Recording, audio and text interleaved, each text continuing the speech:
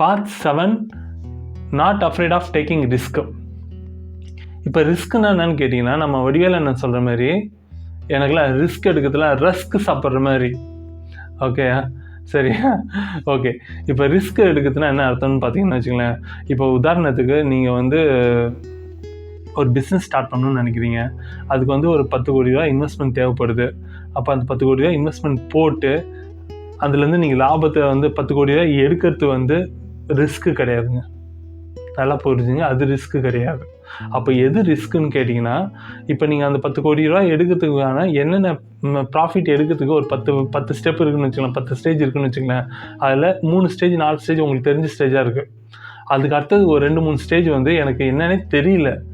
Okay, அப்போ அந்த நிலைமையில் வந்து நீங்கள் வந்து அதுதான் வந்து பார்த்தீங்கன்னா ரிஸ்க்குன்னு சொல்கிறாங்க. ஸோ நீங்கள் எது உங்களுக்கு தெரியலையோ அதை நீங்கள் பண்ணுறது பேர் தான் ரிஸ்க்கு. நல்லா புரிஞ்சுங்க, அது பேர் தான் ரிஸ்க்கு. இப்போ ரிஸ்க் எடுக்கிறது வந்து பார்த்தீங்கன்னா வந்து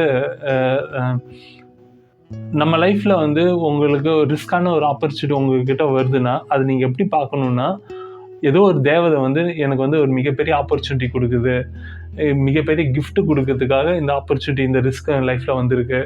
அது எல்லாமே கால்குலேட் பண்ணி நீங்கள் வந்து அந்த ஆப்பர்ச்சுனிட்டி எடுத்திங்கன்னா நிச்சயமாக சொல்கிறேன், உங்கள் லைஃப்பில் ஒரு ஸ்டேஜ் உங்களால் போக முடியும்.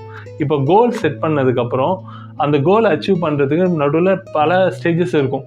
எல்லா ஸ்டேஜஸும் நமக்கு தெரியுமான்னு கேட்டால் நமக்கு தெரியாத ஸ்டேஜ் நிறையா இருக்கும். அது எல்லாமே வந்து பார்த்து பயந்துடக்கூடாது.